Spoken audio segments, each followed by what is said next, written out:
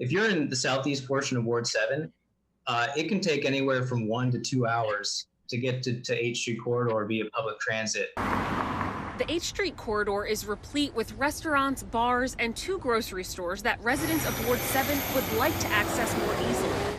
According to DDOT data, that trip could be cut down to 20 minutes if the city extends streetcar service from H Street to the Benning Road Metro Station. That's one reason almost 100 community members signed an open letter to DC government petitioning for transportation equity in Ward 7 and east of the river. Bus shelters are not equitably distributed throughout the city. There are far, far more in the wealthy parts of the city, and there are not enough bus shelters in our community, and certainly not enough east of the river in communities that actually have even lower household car ownership. Kia Chatterjee is an advisory neighborhood commissioner in the H Street corridor of Ward 6. Along with Delia Houseel, vice chair of ANC 7E, she also signed the petition. Along the East Capitol Street corridor, which is a main corridor, there are 27 stops.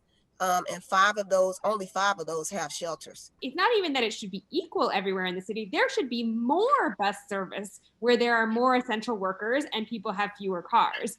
There should be more bus service in places in the city that have historically been denied access to the rest of the city, that currently are denied access to the rest of the city.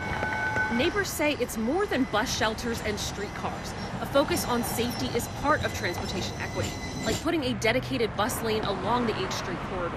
So there'd be, a lane for cars, and then there'd be a lane that was just for buses, for the streetcar, which we know are modes of transportation that are predominantly used by essential workers and are predominantly used by people of color and are predominantly used by women of color who are essential workers. And so that is a service that our community really needs, and also would happen to add safety for anyone who is walking down the street, which is another thing that we